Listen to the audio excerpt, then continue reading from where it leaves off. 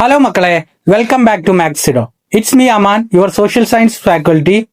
നമ്മൾ ഇന്ന് ഇവിടെ വന്നിട്ടുള്ളത് SS1 അവസാനത്തെ ചാപ്റ്റർ ആയിട്ടുള്ള know the Indian social system എന്ന ചാപ്റ്ററുമായിട്ടാണ്. കഴിഞ്ഞ സൺഡേ നമ്മൾ 8ാമത്തെ ചാപ്റ്റർ അപ്ലോഡ് ചെയ്തപ്പോൾ ഒരുപാട് ആളുകൾ അത് വ്യൂ ചെയ്തിട്ട് ഒരുപാട് ആൾക്കാർ കമന്റ് പറഞ്ഞിരുന്നു ഈ ചാപ്റ്റർ കൂടി ഒരു ഷുവർ ഷോട്ട് ആയിട്ട് ഒരു വീഡിയോ ഇടണം എന്നുള്ളത്. അത് പരിഗണിച്ച് നമ്മൾ ഇന്ന് ഈ ചാപ്റ്ററിലെ എല്ലാ കാര്യങ്ങളും ഇന്ന് ഇവിടുന്ന് തന്നെ പഠിച്ചു പോയിട്ട് ഷുവർ ആയിട്ടുള്ള ഷോർട്ട് നോട്ടായിട്ട് ഞാൻ ഇവിടുത്തെ സ്ലൈഡുകൾ തയ്യാറാക്കിയിട്ടുണ്ട്. അപ്പൊ നമുക്ക് വേഗം ഈ പാഠത്തിലേക്ക് കടക്കാം. ഈ പാഠത്തിന്റെ പ്രത്യേകത എന്താ വെച്ചാൽ ഈ പാഠം സോഷ്യോളജി റിലേറ്റ് ചെയ്തിട്ടുള്ള ഒരു പാഠമാണ്. അപ്പോൾ സോഷ്യോളജി എന്ന് പറഞ്ഞാൽ ഇന്ത്യൻ സമൂഹത്തെ കുറിച്ചിട്ട് അല്ലെങ്കിൽ സമൂഹ വ്യവസ്ഥയെ കുറിച്ചിട്ടുള്ള ഒരു ചാപ്റ്ററാണ്. അപ്പോൾ ഇത് നിങ്ങൾ പറയുമ്പോൾ നിങ്ങൾക്ക് അറിയാം എന്താ വെച്ചാൽ നമുക്ക് റിലേറ്റ് ചെയ്യാൻ പറ്റിയ കുറെ കാര്യങ്ങൾ തന്നെയാണ് ഇതിൽ പറയാനുള്ളത്. അപ്പോ ചാപ്റ്ററിൽ no the Indian social system, ഇന്ത്യയിലെ സാമൂഹിക വ്യവസ്ഥയെ അറിയുക എന്നുള്ളതാണ്. അപ്പോൾ ഇൻട്രോ ആയിട്ട് ഇതിലൊരു പിക്ചർ കൊടുത്തിട്ടുണ്ട്.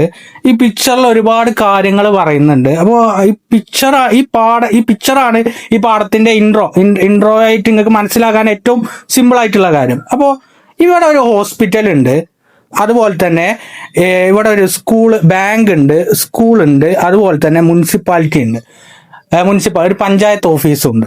അപ്പോൾ ഇതൊക്കെ ആ ഒരു സാമൂഹിക സൊസൈറ്റിയിൽ ഉണ്ടാക്കുന്ന പ്രധാനപ്പെട്ട സ്ഥാപനങ്ങളാണ്.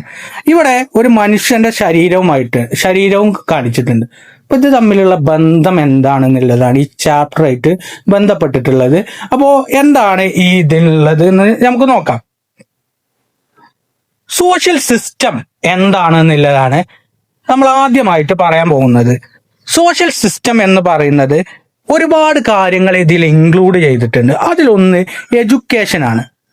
എന്താണ് എഡ്യൂക്കേഷൻ, പിന്നെ ട്രാൻസ്പോർട്ടേഷന്, കമ്മ്യൂണിക്കേഷന്, media, law, social justice system, അങ്ങനെ ഒരുപാട് കാര്യങ്ങൾ, ഗവൺമെന്റ് ഇന്റർഡിപെൻഡന്റ് പെർഫോമൻസ് ജോയിനിൽ ഇത്തരത്തിലുള്ള കാര്യങ്ങളൊക്കെ ഒരുമിച്ച് ജോയിൻ ചെയ്യുമ്പോഴാണ് സോഷ്യൽ സിസ്റ്റം ഫോം ചെയ്യുന്നത്.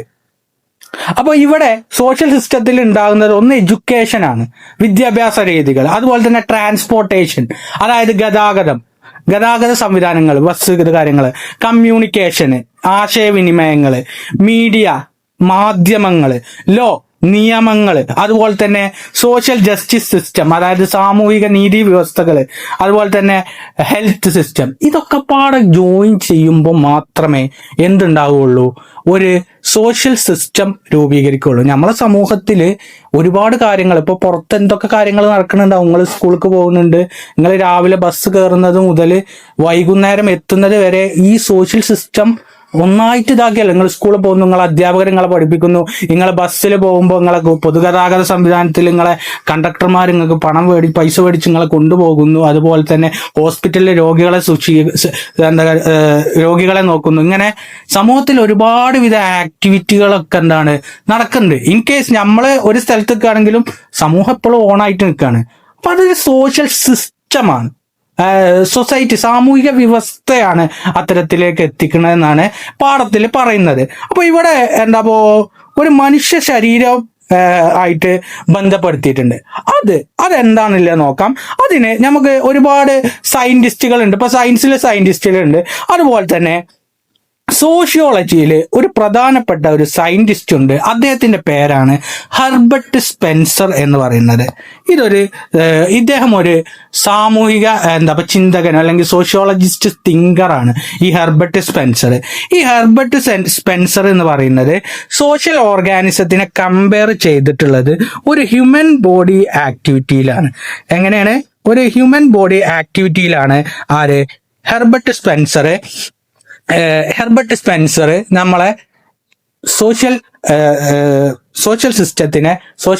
സിസ്റ്റത്തിനെ കമ്പയർ ചെയ്തിട്ടുള്ളത്.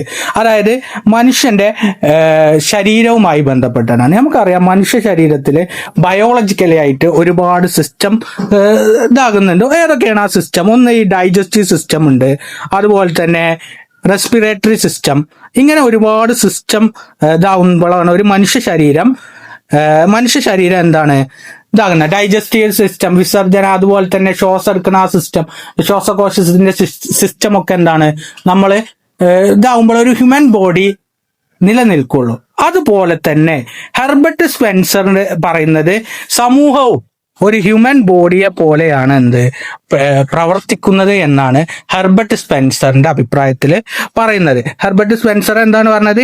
ഹ്യൂമൻ ബോഡിയാണ് അല്ലെ, ഹ്യൂമൻ ബോഡിയിലാണ് ഈ ഹെർബർട്ട് സ്പെൻസർ അഭിപ്രായപ്പെട്ടിട്ടുള്ളത്. അപ്പൊ ഇത് പരീക്ഷയ്ക്ക് ഒരു വൺ വേർഡ് ആയിട്ട് ചോദിക്കാൻ സാധ്യതയുണ്ട്. ആരാണ് മനുഷ്യന്റെ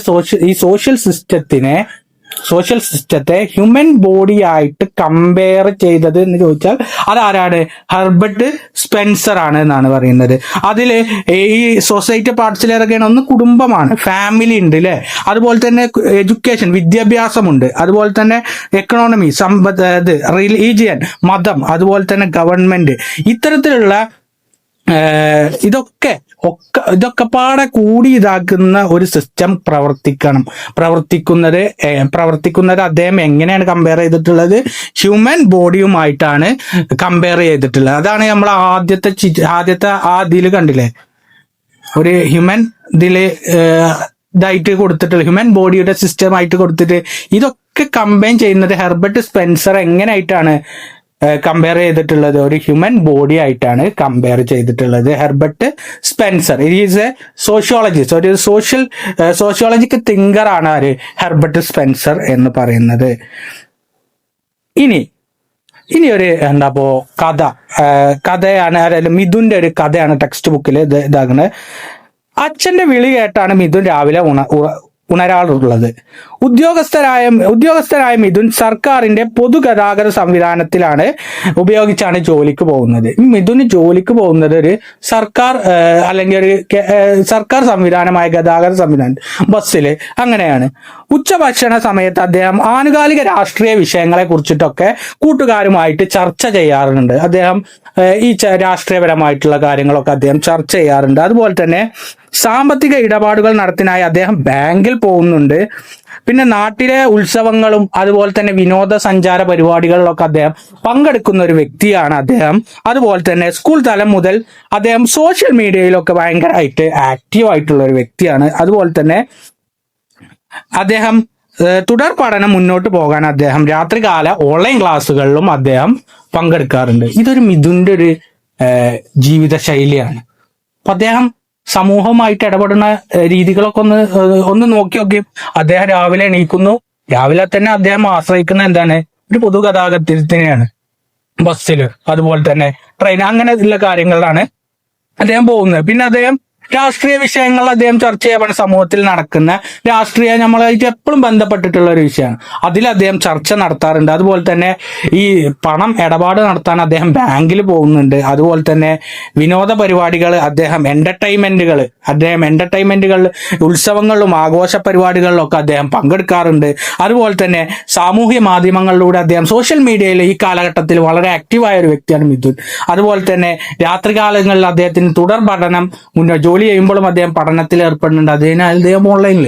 അപ്പോൾ ഒരു ദിവസം അദ്ദേഹം അല്ലെങ്കിൽ അദ്ദേഹത്തിന്റെ ഒരു സാമൂഹിക ഇടപെടൽ, നമ്മളെപ്പോഴും മനുഷ്യനൊരു സാമൂഹിക ജീവിയാണ് അല്ലേ, നമുക്ക് എപ്പോഴും മനുഷ്യന്മാരുമായിട്ട് ഇടപഴകിയാലേ അത് നിൽക്കുള്ളൂ. നമ്മളൊരു സോഷ്യൽ ആനിമൽ ആയതുകൊണ്ട് തന്നെ നമുക്ക് എപ്പോഴും സമൂഹമായിട്ട് ഇടപഴകേണ്ടതുണ്ട്. അപ്പൊ അതിനൊരു സിസ്റ്റം വേണം എന്നാണ് ഈ ഇതിൽ പറയുന്നത്, ഈ ചാപ്റ്ററിൽ മുഴുവനായിട്ട് പറയുന്നത്. ആ സിസ്റ്റത്തെ ഇന്ത്യയിലെ പ്രധാനപ്പെട്ട സോഷ്യൽ സിസ്റ്റത്തിനെ കുറിച്ചിട്ടാണ് നമുക്ക് ഈ ചാപ്റ്ററിൽ പ്രധാനമായിട്ടും പറയാനുള്ളത് എന്നുള്ളതാണ്. ഇത്രേ ഉള്ളൂ തുടക്കത്തിൽ ഇൻട്രോ ആയിട്ട് പറയാനുള്ളത്. ഇനി എന്താണ് സോഷ്യൽ സിസ്റ്റം എന്ന് പറയുന്നത് എന്നുള്ളത്? സോഷ്യൽ ഇന്റർകണക്ട് സോഷ്യൽ ഇൻസ്റ്റിറ്റ്യൂഷൻ, സാമൂഹികപരമായിട്ടുള്ള സ്ഥാപനങ്ങളിൽ അത് ഇന്റർകണക്ട് ചെയ്യുക. അതേപോലെ റിലേഷൻഷിപ്പ് റെഗുലേറ്റ്സ്, അതേ ബന്ധങ്ങളും ഇന്ററാക്ഷനും സോഷ്യൽ ഓർഡർ ഒരു സാമൂഹിക ഓർഡർ അതിന് നൽകുകയും ചെയ്യുന്ന ഒരു സിസ്റ്റമാണ് സോഷ്യൽ സിസ്റ്റം എന്ന് പറയുന്നത്. അത് അറേഞ്ച് ചെയ്തിരിക്കുന്നത് സോഷ്യൽ ഇന്ററാക്ഷനിലൂടെയാണ്, സാമൂഹികതയിൽ. ഇപ്പൊ മിഥുന് 3 ഇന്ററാക്ഷൻ ചെയ്തതോട് കൂടിയിട്ടാണ് അവിടെ ഒരു സോഷ്യൽ സിസ്റ്റംസ്, ഓരോ ഇതിലും സോഷ്യൽ സിസ്റ്റം രൂപീകരിക്കുന്നത്.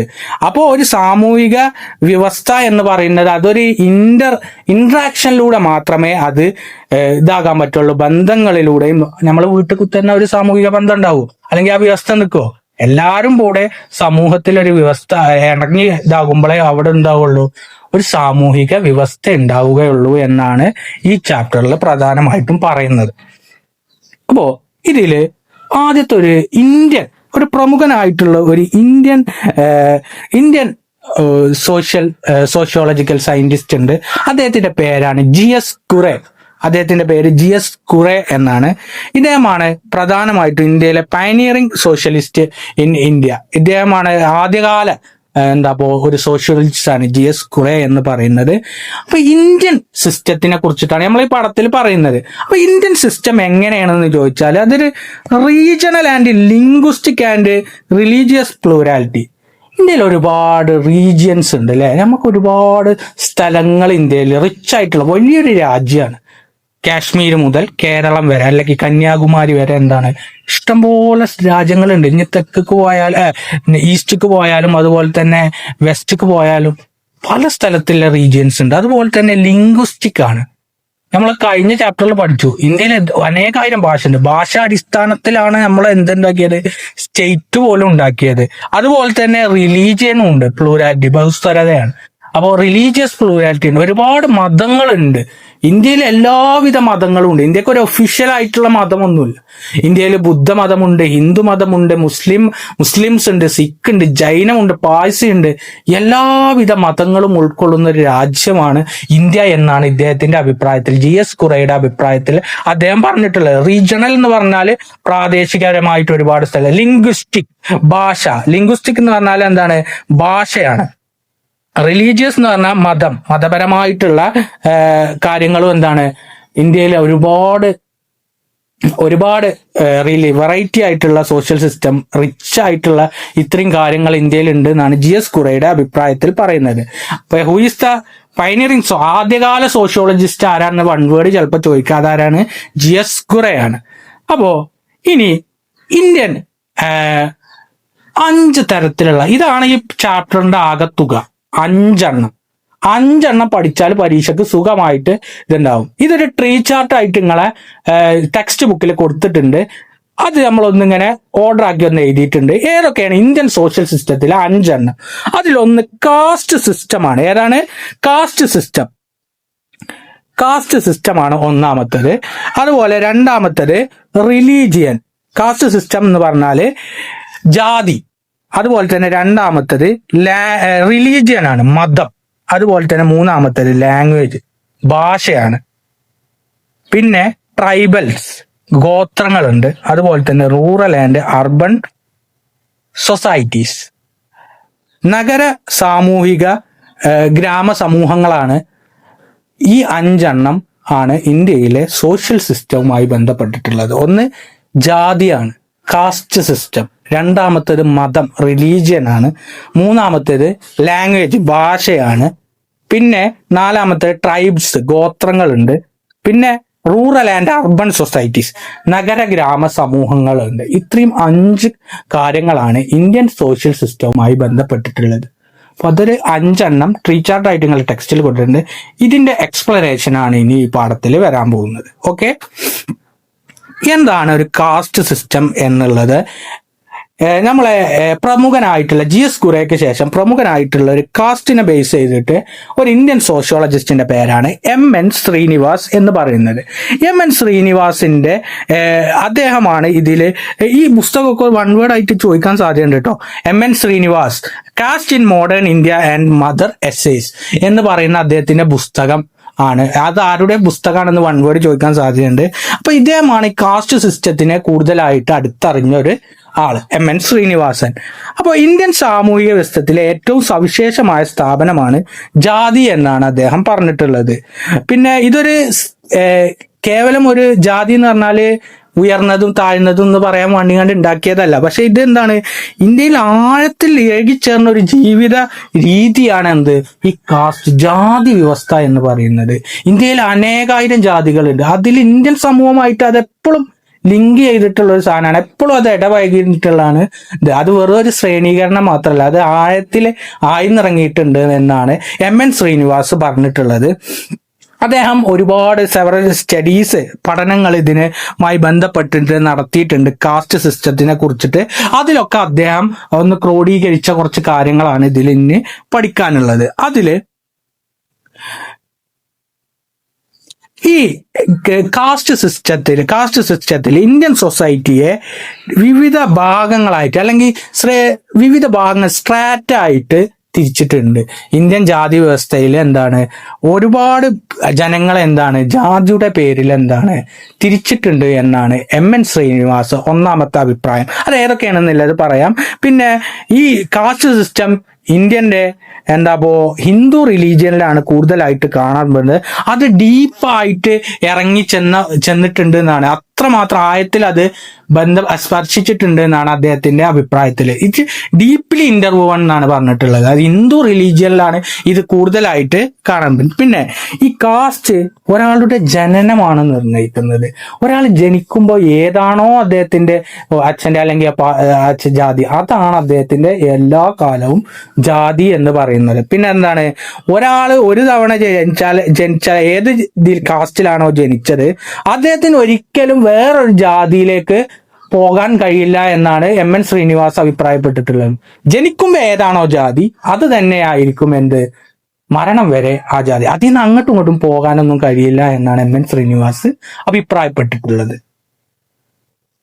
ഇനി ഇതൊരു ജസ്റ്റ് ഒന്ന് നോക്കാൻ മാത്രമേ ഉള്ളൂ. ടെക്സ്റ്റ് ബുക്കിൽ ഒരു കഥ രൂപത്തിലാണ് ഈ ജാതി വ്യവസ്ഥ എന്ന് പറയുന്നത്. ഈ ബാലു ഒരു ഗ്രാമത്തിലാണ് താമസം. ബാലു ആണ് ഇതിലെ പ്രധാനപ്പെട്ട ക്യാരക്ടർ എന്ന് പറയുന്നത്. അദ്ദേഹം ഒരു ഗ്രാമത്തില് ഒരുപാട് ജനങ്ങളുള്ള ഒരു ഗ്രാമത്തിലാണ് അദ്ദേഹം ജനിച്ചത്. അവിടെ ബ്രാഹ്മണർ പുരോഹിതന്മാരായും ക്ഷത്രിയർ യോദ്ധാക്കളായും വൈശ്യർ വ്യാപാരികളായും ഒക്കെ സേവനം അനുഷ്ഠിക്കുകയാണ്. ഈ 4 വിഭാഗങ്ങളെയും നോക്കേണ്ട ആളാരാണ്? ശൂദ്രർ. ഈ 3 ആൾക്കാരെയും നോക്കി ഇതാക്കേണ്ടത്, അവർക്ക് സേവനം ചെയ്യേണ്ടത് ശൂദ്രരാണ് എന്നാണ് ഇതിൽ പ്രധാനമായിട്ടും പറയുന്നത്. അതൊരു ഞാൻ ജസ്റ്റ് ഇതിന് ടെക്സ്റ്റ് ബുക്കിൽ അതേ സ്റ്റോറി ഇട്ടുന്നേ ഉള്ളൂ. ബാലുവിന്റെ ഒരു കഥയാണ്. അദ്ദേഹം ഒരു ഗ്രാമത്തിലാണ്, ആ കുട്ടി ഗ്രാമത്തിലാണ് ജീവിക്കുന്നത്. അവിടുത്തെ വ്യവസ്ഥകളാണ് പറയുന്നത്. 4ആയിട്ട് തിരിഞ്ഞിട്ടുണ്ട് എന്നുള്ളതൊക്കെയാണ് പറയുന്നത്. അപ്പോൾ ഇത് ജസ്റ്റ് ഒന്ന് നോക്കാൻ മാത്രമേ ഉള്ളൂ. നമ്മൾ ഇതിന് ഈ ആദ്യത്തെ പാരഗ്രാഫിൽ നിന്ന് നമ്മൾ അതിന് എന്തൊക്കെ കാര്യങ്ങളാണ് ക്രോഡീകരിച്ചിട്ടുള്ളത് എന്നുള്ളത് നോക്കാൻ. അപ്പോൾ ഇന്ത്യൻ കാസ്റ്റ് സിസ്റ്റത്തിന്റെ ഫീച്ചേഴ്സ് എന്തൊക്കെയാണെന്നുള്ളതാണ് ഇന്ന് നമുക്ക് പറയാൻ പറ്റുന്നത്. മേലെ പറഞ്ഞ ആ കഥയിൽ പറഞ്ഞ അതേ കാര്യങ്ങൾ തന്നെയാണ്.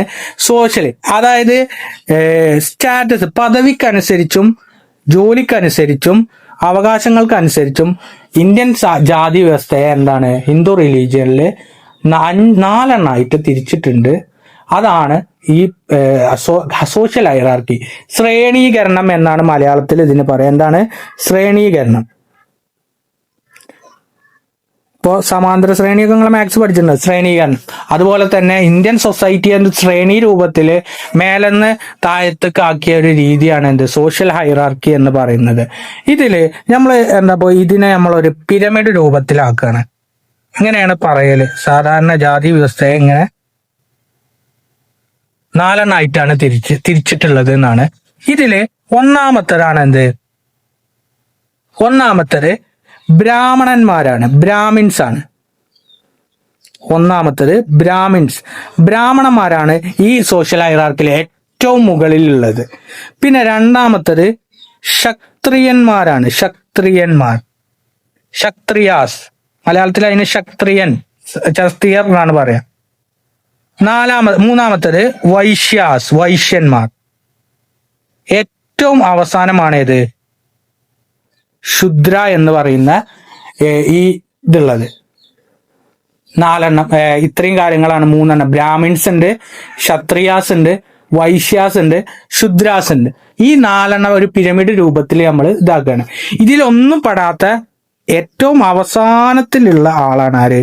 പഞ്ചമാസ്. മാർജിനലൈസ്ഡ്. ഇതിലെ ഏറ്റവും അടിയത്തെ ജാതി അല്ലെങ്കിൽ ഇവരെ ഒഴിവാക്കിയ ഒരു ജാതിയാണ് പഞ്ചമാസ്. അപ്പൊ പരീക്ഷക്ക് പഞ്ചമാസ് ആരാന്ന് ചോദിച്ചാൽ അതാണ് ഏറ്റവും അവസാനം ഉള്ള ഒരു വിഭാഗമാണ് ഇത് പഞ്ചമാസ് എന്ന് പറയുന്നത്. അത് ഇവിടെ പറയുന്നുണ്ട് കറക്റ്റ് ആയിട്ട്. പഞ്ചമാസ് എന്നാല് ഈ 4 വിഭാഗത്തിൽ പുറമേയുള്ള ആളുകളാണ് ഇത് പഞ്ചമാസ് എന്ന് പറയുന്നത്. ഇവരെന്താണ് തീർത്തും അപ്പൊ മാർജിനലൈസ്ഡ്, ഇവരെ തീരെ ഒന്നിനും കൂട്ടാത്ത ആളുകളെയാണ് അത് പഞ്ചമാസ് എന്ന് പറയുന്നത്. അപ്പോൾ ഇത്രയും ശ്രേണികരമായിട്ട് എത്ര ആയിട്ടാണ് തിരിച്ചിട്ടുള്ളത്? 4 5 തിരിച്ചിട്ടുണ്ട്. ഏതൊക്കെയാണ്? ബ്രാഹ്മിൻസ് ഉണ്ട്, ക്ഷത്രിയാസ് ഉണ്ട്, വൈശ്യാസ് ഉണ്ട്, ശുദ്രാസ് ഉണ്ട്. ഇവരുടെയൊക്കെ എന്താണ് ഒന്നിലും പെടാത്ത ആളുകളാണ് പഞ്ചമാസ് എന്നറിയപ്പെടുന്നത്. ഓക്കെ, ഇനി അടുത്തത് ഇവരുടെ ഡിവിഷൻ ഓഫ് ലേബർ എങ്ങനെയാണ്, ഇവരുടെ ജോലി എങ്ങനെയാണെന്ന്. ഇവരുടെ ജാതിക്കനുസരിച്ചാണ് ഇവർക്ക് ജോലി ഉണ്ടായിരുന്നത്. അപ്പൊ ഇവിടെ തന്നെ കാണുന്നുണ്ട് എന്താണ് ബ്രാഹ്മിൻസിന് എന്താന്ന് വെച്ചാൽ ഇവര് പ്രീസ്റ്റ്സ് ആണ്, പൂജാരിമാരാണ്. അതുപോലെ തന്നെ രണ്ടാമത്തെ ക്ഷത്രിയാസ് എന്ന് പറഞ്ഞാൽ യോദ്ധാക്കളാണ്. മൂന്നാമത്തേത് വൈശ്യാസ് എന്ന് പറഞ്ഞാൽ കച്ചവടക്കാരാണ്, ട്രേഡേഴ്സ്, കച്ചവടക്കാര്. പിന്നെ ശുദ്രാസ് സർവീസ് കാസ്റ്റ് ആണ്. ഇവരെന്താണ് ഇവ 3 ആളുകളെയും നോക്കേണ്ടത് ആരാണ്? ശുദ്രന്മാരാണ്. ഇവർക്ക് സേവനങ്ങൾ നൽകേണ്ടവരാണ്. ശുദ്രാസാണ്. അപ്പോ പഞ്ചമാസ് എന്ന് പറഞ്ഞാല് ഞാൻ പറഞ്ഞാല് ഈ സമൂഹത്തില് പാർശ്വവൽക്കരിക്കപ്പെട്ട, ഇവരെ ഒന്നിനും കൂട്ടില്ല, ഇവരെ ഏറ്റവും താഴ്ന്ന ലോവർ ആയിട്ടുള്ള ഒരാളാണ് ആര്? ഈ പഞ്ചമാസ് എന്ന് പറയുന്നത്. ആരാണ് പഞ്ചമാസ്? ഏറ്റവും അടിയിലാണ് ഇവര് ഇതാകണമെന്നുള്ളത്. ഇപ്പൊ ഇവരുടെ പദവിക്കനുസരിച്ചാണ് ഇവർക്ക് ജോലി ഇതാക്കിയത്. അപ്പോ 4 ഡിവിഷൻ ഒന്ന് ഓർത്തു വെക്കുക: ബ്രാഹ്മണ, ക്ഷത്രിയ, വൈശ്യ, ശുദ്ര. ഏറ്റവും അവസാനം ഏതാണ്? പഞ്ചമാസ്. അവരെന്താണ് മാർജിനലൈസ് ചെയ്ത ആളുകളാണെന്നാണ് പറയുന്നത്. ഇനി ഇവർക്ക് എന്താണ്? ഇവർക്ക് ഒരുപാട് സോഷ്യൽ ആയിട്ടുള്ള കൺട്രോളുകൾ ഉണ്ട്, ഓർഡർ ഉണ്ട്. ഇവർക്ക് ഒരുപാട് പ്രശ്നങ്ങളുണ്ട്. ഈ ജാതി വ്യവസ്ഥയിൽ എന്താണ് ഇവര് പ്രധാനമായിട്ടും ബേസ് ചെയ്തിട്ടുള്ള പ്യൂരിറ്റി ആൻഡ് പൊല്യൂഷൻ, അശുദ്ധി. ശുദ്ധം, ഇവര് തൊട്ടാൽ ശുദ്ധമാവും, പിന്നെ എന്താണ് തൊട്ടില്ലെങ്കിൽ തൊട്ടാൽ അശുദ്ധിയാവും എന്ന് പറയുന്ന ഒരു സിസ്റ്റം ഉണ്ട്. ശുദ്ധമാവില്ല, തൊട്ടാൽ അശുദ്ധി ആവുന്നില്ല ഒരു സിസ്റ്റം. അപ്പോ അങ്ങനെ ഒരു ഡിസ്ക്രിമിനേഷനെ അവരെന്താണ് ഇവര് സോഷ്യൽ കൺട്രോളിൽ എന്താണ് ഇവർ അൺടച്ചബിൾ ആയിരുന്നു, തൊട്ടാൻ പറ്റാത്ത ആളുകളായി ഈ ശുദ്ര ആളുകളെ ഒക്കെ കണ്ടിരുന്നു എന്നാണ് പറയുന്നത്. അതുപോലെ തന്നെ പഞ്ചമാസിന്. അപ്പോ ഇവിടെ സോഷ്യൽ കൺട്രോൾ ഉണ്ട്. ഏറ്റവും മേലുള്ള ബ്രാഹ്മൺസിനാകാരം ഏറ്റവും കൂടുതൽ ഉയർന്ന പദവി ഉണ്ടാകുക. അപ്പൊ ഇവരെ അടിച്ചമർത്തി ഇവർക്കൊരു കൺട്രോൾഡ് ആയിട്ടുള്ള ഒരു സാമൂഹിക വ്യവസ്ഥ ആയിട്ട് ഉണ്ടായിരുന്നത്. അവിടേക്ക് കുറെ നിയമങ്ങളുണ്ട്, ഇതുണ്ട്. അപ്പൊ നിങ്ങൾ പഴയ സിനിമകളിലൊക്കെ ഇങ്ങനെ കണ്ടിട്ടുണ്ടാവും. നിങ്ങൾ ഈ തൊട്ടുകൂടായ്മ, അപ്പൊ ഇവര് തൊടാൻ പാടില്ല, കണ്ടാൽ എന്താ ഇതാവും, അൺടച്ചബിൾ ആയിട്ടുള്ള കാര്യങ്ങളാണ്. അപ്പൊ അതിനൊക്കെ ഇന്ത്യൻ സ്വാതന്ത്ര്യത്തിന് ശേഷം അത് എന്താണ് ഇതാണ്. എന്തൊക്കെ കാര്യങ്ങളാണ് ഇവർ ഇതാക്കിയെന്ന് വെച്ചാൽ physical segregation, discriminatory practice of untouchability, ഇതൊക്കെ അവർ നടമാടിയിരുന്നു എന്നാണ് പറയുന്നത്. അപ്പൊ ഇതൊക്കെ ഒഴിവാക്കാനായിട്ട് ഇന്ത്യയിൽ എന്താണ് പ്രൊട്ടക്ഷൻ ഓഫ് സിവിൽ റൈറ്റ്സ് 1955 സാമൂഹിക തിന്മതക്കെതിരെയും അൺടച്ചബിലിറ്റിക്കെതിരെയും എന്താണ് ഒരു നിയമം കൊണ്ടുവന്നതാണ് ഈ പ്രൊട്ടക്ഷൻ ഓഫ് സിവിൽ റൈറ്റ്സ് 1955, സ്വാതന്ത്ര്യത്തിന് ശേഷം. അങ്ങനെ ഡിസ്ക്രിമിനേഷൻ ഇല്ലാത്ത രീതിയിൽ സമൂഹത്തെ വളർത്തിയെടുക്കണം എന്നുള്ള ലക്ഷ്യത്തോട് കൂടിയിട്ടാണ് ഈ നിയമം. ഇത് പ്രാചീന കാലഘട്ടത്തിലാണ് കേട്ടോ ഈ സോഷ്യൽ കൺട്രോൾ ഉണ്ടായിരുന്നത്. ഇതിന്റെ ബേസ് എന്ന് പറയുന്നത് എന്താണ്?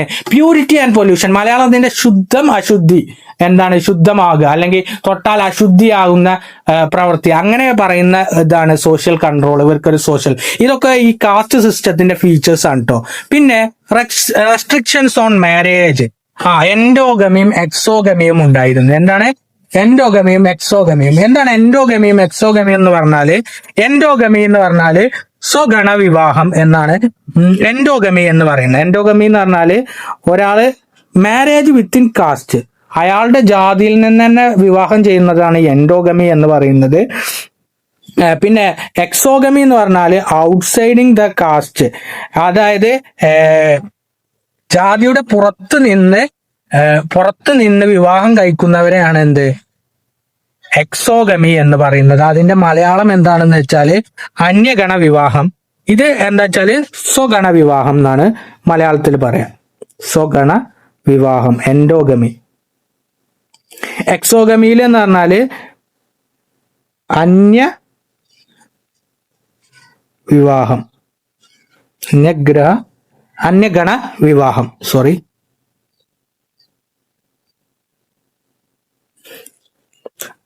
അന്യഗണ വിവാഹം എന്നാണ് എക്സോഗമിയെ പറയുന്നത്. എൻഡോഗമി എന്താണ്, എക്സോഗമി എന്താണ്, പരീക്ഷയ്ക്ക് 2 മാർക്കിനൊക്കെ ചോദിക്കാൻ സാധ്യതയുണ്ട് കേട്ടോ. എൻഡോഗമി എന്ന് പറഞ്ഞാൽ ഒരാളുടെ ജാതിയുടെ ഉള്ളിൽ നിന്ന് തന്നെ വിവാഹം ചെയ്യിക്കുന്നതാണ് എൻഡോഗമി, സ്വഗണ വിവാഹം സ്വന്തം. എന്നാൽ എന്താണ് എക്സോഗമി എന്ന് പറഞ്ഞാലോ, മാരിങ് ഔട്ട്സൈഡ് ദ കാസ്റ്റ്, അന്യഗണ വിവാഹമാണ് എന്ത് എക്സോഗമി എന്ന് പറയുന്നത്. അതുപോലെ തന്നെ ഇനി ഇവർക്ക് ഒരുപാട് റീജിയണൽ ആയിട്ടുള്ള ഇനീക്വാളിറ്റീസും മാർജിനലൈസേഷനും ഒക്കെ നേരിടേണ്ടി വന്നിട്ടുണ്ട്. അതായത് ഇവർക്ക് ഒരുപാട് അനീതികളും അതുപോലെ തന്നെ സമൂഹത്തിൽ അവരെ ഉൾപ്പെടുത്താത്ത രീതിയിലുള്ള ഒരുപാട് ഇതുണ്ട്. ഇവരെന്താണ്, ഇവർക്ക് എഡ്യൂക്കേഷനും അതുപോലെ തന്നെ ലാൻഡ് റിസോഴ്സസ് ഇതൊന്നും കൊടുക്കാത്തൊരു കാലഘട്ടം ഉണ്ടായിരുന്നു. ഇവര് താഴ്ന്ന ജാതിയിൽ വരാത്തവർക്ക് വിദ്യാഭ്യാസം പാടില്ല, അതുപോലെ തന്നെ ലാൻഡ് ആൻഡ് റിസോഴ്സ്, ഭൂമി പാടില്ല, അതുപോലെ തന്നെ റിസോഴ്സസ് പാടില്ല എന്നുള്ളതൊക്കെയാണ് എന്ത് ഇവർ ഡിനേ ചെയ്തിട്ടുള്ളത്. അതിന്റെ ഫലമായിട്ട് ഉണ്ടായിട്ടുള്ള കേരളത്തിലെ പ്രധാനപ്പെട്ട സമരങ്ങളാണ് ഇതിൽ പറയുന്നത്. ഈ പച്ച ഇതിൽ അടയാളപ്പെടുത്തിയിട്ടുള്ള ഒന്ന് കല്ലുമാല സമരമാണിത്, ഒന്ന് പിന്നെ മുക്കുത്തി സമരമാണിത്, ചാന്നാർ അജിറ്റേഷൻ ആണ്. കേരളത്തില് ഡിസ്ക്രിമിനേഷൻ, ഈ കേരളത്തിൽ ഒരുപാട് ഇതാണ്. അപ്പോൾ അതുകൊണ്ടാണ് സ്വാമി വിവേകാനന്ദൻ കേരളത്തിനെ ഭ്രാന്താലയം എന്ന് വിളിച്ചിട്ടുണ്ട്. അപ്പോൾ ഈ ചാന്നാർ അജിറ്റേഷനും അതുപോലെ തന്നെ മുക്കുത്തി അജിറ്റേഷനും കല്ലുമാല സമരവും ഒക്കെ എന്താണ് ഈ ബാരിയേഴ്സിനെ ഈ ഇത്തരത്തിലുള്ള ജാതി വ്യവസ്ഥക്കെതിരെ പോരാടിയ സംഭവങ്ങളാണ് എന്ത് ഇതിൽ പറയുന്നത്. ഇന്ത്യൻ കോൺസ്റ്റിറ്റ്യൂഷന് ഡിസ്ക്രിമിനേഷനെയും സോഷ്യൽ ഹൈറാർക്കിനെയും ഒക്കെ പ്രൊഹിബിറ്റ് ചെയ്തിട്ടുണ്ട്. അപ്പോൾ അതിൽ പ്രധാനപ്പെട്ട ഒരു ഇതാണ് ഫണ്ടമെന്റൽ റൈറ്റ്സിലുണ്ട് ആർട്ടിക്കിൾ 17. എക്സ്ട്രാ ഒരു കാര്യമാണ്, ആർട്ടിക്കിൾ 17 ഇന്ത്യയിൽ തൊട്ടുകൂടായ്മ നിരോധിച്ചിട്ടുണ്ട്, അൺടച്ചബിലിറ്റി നിരോധിച്ചിട്ടുണ്ട്.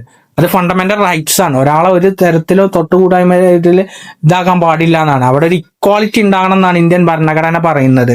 അപ്പൊ ഇന്ത്യൻ കോൺസ്റ്റിറ്റ്യൂഷൻ ഇത്തരത്തിലുള്ള എല്ലാ കാര്യങ്ങളും ഒഴിവാക്കിയിട്ടുണ്ട് എന്നാണ് ഇനീക്വാളിറ്റി ആൻഡ് മാർജിനലൈസേഷനിൽ പ്രധാനമായിട്ടും പറയാനുള്ളത്. 5 തരത്തിലുള്ള ഫീച്ചേഴ്സ് ആണ് കാസ്റ്റ് സിസ്റ്റത്തിൽ ഉള്ളത്. അപ്പോൾ അത് ഏതൊക്കെയാണ്? ഒന്നാമത്തത് സോഷ്യൽ ഹൈറാർക്കിയാണ്. ഇവരെ സോഷ്യൽ ആയിട്ടുള്ള 5 തിരിച്ചിട്ടുണ്ട്. പിന്നെ ഡിവിഷൻ, ഇവരുടെ പദവിക്കനുസരിച്ച് ഇവരുടെ ജോലി തിരിച്ചിട്ടുണ്ട്. പിന്നെ സോഷ്യൽ കൺട്രോൾ, ഇവർക്ക് ഒരു സോഷ്യൽ കൺട്രോൾ എപ്പോഴും ഉണ്ടാവും. ഇവര് താഴ്ന്ന ജാതിക്കാർക്ക് ഒരു സോഷ്യൽ ആയിട്ടുള്ള കൺട്രോൾ ഉണ്ടാവും. പിന്നെ അതുപോലെ തന്നെ ഇവർക്ക് മാരേജിനും ഒരുപാട് റെസ്ട്രിക്ഷൻസ് ഉണ്ട്. കാസ്റ്റ് സിസ്റ്റത്തിൽ എൻഡോഗമി എക്സോഗമിയുമാണ് നിലനിന്നിരുന്നത്. പിന്നെ ഇവരുടെ ഇനീക്വാളിറ്റി ആൻഡ് മാർജിനലൈസേഷൻ, ഇവര് അസമത്വങ്ങൾക്കെതിരെ മാർജിനലൈസേഷനെതിരെ പോരാടിയ കുറെ കഥകൾ എങ്ങനെയൊക്കെയാണ് ഇവരുടെ സംഭവങ്ങളൊക്കെയാണ് ഈ ചാപ്റ്ററിൽ 5 ഫീച്ചേഴ്സ് ആണ് ഇതിലുള്ളത്. കൃത്യമായിട്ട് പഠിക്കുക. ഇനി ഈ രണ്ടാമത്തെ ഒരു പ്രധാനപ്പെട്ടാണ് റിലീജിയൻ, മതം എന്ന് പറയുന്നത്. ഈ മതം ഇന്ത്യൻ കോൺസ്റ്റിറ്റ്യൂഷന് പ്രിയാമ്പിളിൽ തന്നെ പറയുന്നുണ്ട്, India is a secular state. India ഒരു മതേതരത്വ രാജ്യമാണെന്നാണ്. ഇന്ത്യക്ക് ഒരു ഒഫീഷ്യൽ മതം അങ്ങനെ ഒഫീഷ്യൽ ഇതൊന്നുമില്ല, ഒഫീഷ്യൽ ഭാഷയൊന്നുമില്ല. India is a secular country. അതെന്താ വെച്ചാല് ആർട്ടിക്കിൾ 15 ഇന്ത്യയില് മതത്തിന്റെയും ജാതിയുടെയും സെക്സിന്റെയും പ്ലേസിന്റെയും ബർത്തിന്റെയും ഇതിൽ ഡിസ്ക്രിമിനേഷൻ പാടില്ല എന്ന് ഇന്ത്യയിൽ പറഞ്ഞിട്ടുണ്ട്. പക്ഷേ ഇന്ത്യയിൽ അതുകൊണ്ട് തന്നെ ഇന്ത്യയിൽ ഇന്ത്യക്ക് ഒഫീഷ്യൽ ആയിട്ടുള്ള മതമില്ലാത്തത് കൊണ്ട് തന്നെ എല്ലാ മതങ്ങൾക്കും ഒരേ പദവി, ഒരുപാട് സ്ഥാനവും നൽകുന്നുണ്ട്. അപ്പൊ മതങ്ങള് ഇന്ത്യൻ സാമൂഹിക വ്യവസ്ഥയിൽ ഒരു പ്രധാനപ്പെട്ട അവിഭാജ്യമാണ്. എത്രയോ മതങ്ങളുണ്ട് ഇന്ത്യയിൽ അല്ലെ. പ്രധാനമായിട്ടും ആ എല്ലാ റിലീജിയനെയും അണ്ടർസ്റ്റാൻഡ് ചെയ്തിട്ടാണ് ഇന്ത്യൻ സൊസൈറ്റി പ്രവർത്തിക്കുന്നത് എന്നാണ് പറയുന്നത്. അപ്പൊ A tool for social control, ഒരു സാമൂഹിക വ്യവസ്ഥയെ നിയന്ത്രിക്കുന്നത് മതങ്ങളാണ് എന്ന് പറയുന്നത്. എല്ലാ മതങ്ങളും പഠിപ്പിക്കുന്നത് ഹോണസ്റ്റി, സത്യസന്ധതയാണ്. അതുപോലെ empathy, mutual respect, love, care, social responsibilities, social justice and morality. എല്ലാ മതങ്ങളും എല്ലാ മതങ്ങളും ഒരുപോലെ ഒന്ന് തന്നെയാണ് പഠിപ്പിക്കുന്നത് എപ്പോഴും. എപ്പോഴും നല്ല സ്നേഹത്തോട് ജീവിക്കുക, അതുപോലെ തന്നെ സമൂഹത്തിൽ ഒരു റെസ്പോൺസിബിലിറ്റി കാണിക്കണം, സത്യസന്ധത കാണിക്കണം. എല്ലാ മതത്തിന്റെയും ബേസ് അത് തന്നെയാണ്. അത് ഒരു ഡിഫറൻസും കാണിക്കണില്ല. അപ്പൊ അതെന്താണ്, എല്ലാ മതങ്ങളും ഒരു സോഷ്യൽ ഓർഡർ ഇതാക്കുന്നുണ്ട്. അതുപോലെ തന്നെ ഒരു വ്യക്തിയുടെ ബിഹേവിയറിനെ ഒരു മതം സ്വാധീനിക്കുന്നുണ്ട് അല്ലേ? മുസ്ലിം ആയാലും പള്ളിയിൽ പോകുന്നു, ഹിന്ദുക്കളായാലും അമ്പലത്തിൽ പോകുന്നു, ക്രിസ്ത്യാനികളായാലും അമ്പലത്തിൽ പോകുന്നു. അത് ഇൻഡിവിജ്വലിനെ നല്ലതിലേക്ക് നയിക്കാൻ വേണ്ടിയിട്ടാണ്, നല്ല കാര്യങ്ങൾ പറഞ്ഞു കൊടുക്കാനാണ് ഇതാക്കുന്നത്. അപ്പൊ സോഷ്യൽ ആയിട്ടുള്ള ഒരു കൺട്രോൾ എപ്പോഴും മതം നൽകുന്നുണ്ട് എന്നുള്ളതാണ്. സത്യസന്ധനായ എല്ലാ കാര്യങ്ങളും നമുക്ക് പഠിപ്പിച്ചു തരുന്നത് ബേസും മതമാണ് എന്നുള്ളതാണ്. അതുപോലെ തന്നെ കൾച്ചറൽ ആയിട്ടുള്ള ഒരുപാട് ഡൈവേഴ്സിറ്റികൾ ഈ മതങ്ങൾ നമുക്ക് നൽകുന്നുണ്ട്. അതുപോലെ ലിറ്ററേച്ചറുകൾ, ആർട്സ്, ബിലീഫ്സ്, വിശ്വാസങ്ങൾ അല്ലെ? നമ്മളെ മതങ്ങൾ ടെക്സ്റ്റ് ബുക്കിൽ അതിന്റെ പ്രധാനപ്പെട്ട ഇതൊക്കെ ഉണ്ട്. ഓരോ മതങ്ങളും ഒരുപാട് വിശ്വാസങ്ങളുണ്ട്, ഒരുപാട് കലകൾ നമുക്ക് നൽകുന്നുണ്ട്. അപ്പോൾ ലിറ്ററേച്ചർ, സാഹിത്യങ്ങൾ നമുക്ക് മതങ്ങൾ നൽകുന്നുണ്ട്. അപ്പോൾ ഇതൊക്കെ മതങ്ങളുടെ ഒരു പ്രധാനപ്പെട്ട സവിശേഷതയാണ്. ഇപ്പോൾ ബിലീഫ്സ്, നമുക്ക് വിശ്വാസങ്ങൾ ഉണ്ടാവും. ഓരോ മതത്തിനും വിശ്വാസങ്ങൾ വ്യത്യസ്തമാവും. ചിലർ അള്ളാഹുവിനെ ആരാധിക്കുന്നു, ചിലർ ക്രിസ്തുവിനെ ആരാധിക്കുന്നു, ചില ദൈവങ്ങളെ ആരാധിക്കും, അങ്ങനെ മറ്റു ദൈവങ്ങളെ ആരാധിക്കുന്നവരാണ്. അപ്പോൾ ഈ ആർട്സ്, അതുപോലെ തന്നെ ഇവർക്ക് ഒരുപാട് ലിറ്ററേച്ചർ, സാഹിത്യ ഗ്രന്ഥങ്ങൾ ഉണ്ടാവും. അതുപോലെ തന്നെ കലകൾ വ്യത്യസ്തമായിട്ടുള്ളത് ഉണ്ടാവും. അപ്പോൾ ഇവരൊക്കെ മതം പഠിപ്പിക്കുന്നത് ബിലീഫും ആർട്സും ലിറ്ററേച്ചറുമാണ്. അതുപോലെ തന്നെ ഈ ഇൻസ്റ്റിറ്റ്യൂഷനിലൊക്കെ ടെമ്പിൾസിലും ചർച്ചിലും മോസ്കിലും വിഹാരങ്ങളിലും ഗുരുദ്വാരകളിലും ഒക്കെ ഡൈവേഴ്സ് ആയിട്ടുള്ള റിലീജിയസ് ഇൻസ്റ്റിറ്റ്യൂഷന് ഇന്ത്യയിലുണ്ട് അല്ലേ? ടെമ്പിൾസ്, അമ്പലങ്ങളുണ്ട് അല്ലെ? ചർച്ചുകള്, പള്ളികളുണ്ട്, മോസ്ക്, പള്ളികള്, അതുപോലെ തന്നെ വിഹാരങ്ങള്, ഗുരുദ്വാരകൾ. ഇതൊക്കെ കൾച്ചറൽ ഡൈവേഴ്സിറ്റിയെ പ്രൊമോട്ട് ചെയ്യുന്ന ഒരു പ്രധാനപ്പെട്ട ഗ്രന്ഥമാണ്. അപ്പൊ മതം ഒരു സോഷ്യൽ കൺട്രോള് നമുക്ക് നൽകുന്നുണ്ട്. രണ്ടാമത്തെ ഒരു കൾച്ചറൽ ഡൈവേഴ്സിറ്റി, ഇഷ്ടം പോലെ ഒരു സാമൂഹിക വൈവിധ്യം നമുക്ക് നൽകുന്നുണ്ട് എന്നാണ് മതത്തിലെ രണ്ടാമത്തെ പോയിന്റ്. പിന്നെന്താണ്, ഈ സോഷ്യൽ ചേഞ്ചുകൾക്കും ഇത് കാരണമാകുന്നുണ്ട്. അതിൽ ഇന്ത്യയിലെ പ്രമുഖനായിട്ടുള്ള ഒരു ഇന്ത്യൻ നവോത്ഥാനത്തിന്റെ പിതാവാണ് രാജാറാം മോഹൻ റോയ്. അദ്ദേഹത്തിന്റെ ബ്രഹ്മ സമാജം എന്ന് പറയുന്ന ഒരു സ്ഥാപനം ഇന്ത്യയിൽ ഈ റിലീജിയസ് മൂവ്മെന്റിന് ഒരു ഉദാഹരണമാണ്, സോഷ്യൽ ചേഞ്ച്. അപ്പോൾ രാജാറാം മോഹൻ റോയ് ആണ് ഇന്ത്യയിലെ നവോത്ഥാനത്തിന്റെ പിതാവ്. അദ്ദേഹം ചെയ്തതെന്താ വെച്ചാൽ, നമ്മൾ കഴിഞ്ഞ 8ാം ക്ലാസ്സിലൊക്കെ പഠിച്ചിട്ടുണ്ടാവും, സതി നിരോധിച്ച ഒരാളാണ്, സതിക്ക് വേണ്ടി പോരാടിയ ആളാണ് ഈ സതി. ഇന്ത്യയിലെ ഏറ്റവും നിലനിന്നിരുന്ന ഒരു സാമൂഹിക തിന്മയായിരുന്നു ഇത്. ഒരു ഭർത്താവ് മരിച്ചാല് ഭാര്യയും തീയിൽ ഒപ്പം മരിക്കണം എന്നുള്ള ഒരു വ്യവസ്ഥയായിരുന്നു സതി. ഈ സതിക്കെതിരെയൊക്കെ പോരാടി അദ്ദേഹം ബ്രഹ്മസമാജ് എന്ന് പറയുന്ന ഒരു സ്ഥാപനം സ്ഥാപിച്ചു. അപ്പൊ ഒരു സോഷ്യൽ ചേഞ്ചുകൾ ഉണ്ടാക്കുന്നുണ്ട് എന്നാണ് മതങ്ങൾ പറയുന്നത്. മതത്തിലെ ബ്രഹ്മസമാജ് പോലുള്ള അതിന് എക്സാമ്പിൾ ആണ് ഇത് ബ്രഹ്മസമാജ് എന്ന് പറയുന്നത്. ഓക്കെ, ഇത്രയാണ് മതം റിലീജിയനിൽ പ്രധാനമായിട്ടും പറയുന്നത്. രണ്ട് സോഷ്യൽ സിസ്റ്റത്തിനെ കുറിച്ചിട്ട് നമ്മൾ ഇപ്പൊ പഠിച്ചു. ഇനി മൂന്നാമത്തേതാണ് ലാംഗ്വേജ് എന്ന് പറയുന്നത്, ഭാഷ. നമ്മളെ ഇന്ത്യയിൽ ഏകദേശം ഒരുപാട് ഭാഷകളുണ്ട്, 22ഓളം അല്ലെങ്കിൽ അതിൽ ഭാഷകളുണ്ട്. ഈ ഭാഷകളിൽ തന്നെ വൈവിധ്യങ്ങളുണ്ട്. സ്റ്റേറ്റ് റീഓർഗനൈസേഷൻ നടന്നത് എങ്ങനെയാണ്? ഭാഷയിലാണ് അല്ലെ? സ്റ്റേറ്റ് സംസ്ഥാനങ്ങളെ ഇതാക്കിയത്, റീഓർഗനൈസ് ചെയ്തത് ഭാഷകളുടെ അടിസ്ഥാനത്തിലാണ്. അപ്പോ ഇതില് ഒന്നാമത്തെ ഒരു ഭാഷയുടെ ഇതിൽ എന്ന് വെച്ചാല് മേക്ക് കൾച്ചറൽ ട്രഡീഷൻ ഓർഗാനിക്. ഇന്ത്യയിൽ കൾച്ചറൽ ആയിട്ടുള്ള ട്രഡീഷനെ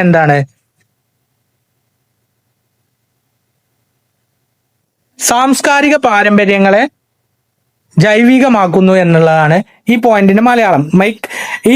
ഇതില് സാംസ്കാരികമായിട്ടുള്ള ഭാഷകൾ, അതില് ഈ ഓറൽ ആയിട്ടുള്ള സോങ്ങുകൾ ഉണ്ട്. അപ്പോ പാട്ടുകള്, നമ്മുടെ സമൂഹത്തില് ഒരുപാട് വാമൊഴി പാട്ടുകൾ ഉണ്ടാവും, കാലാകാലങ്ങളായിട്ട് ഇങ്ങനെ ഇതാക്കില്ല. അതിൽ ഒന്ന് ഈ ഓറൽ പാട്ടിനൊരു ഉദാഹരണമാണ് ടെക്സ്റ്റ് ബുക്കിൽ പറയുന്നുണ്ട്, വടക്കൻ പാട്ടുകൾ. ഈ വടക്കൻ പാട്ട് എന്ന് പറഞ്ഞാൽ ഒരു ഓറൽ സോങ് ആണ്.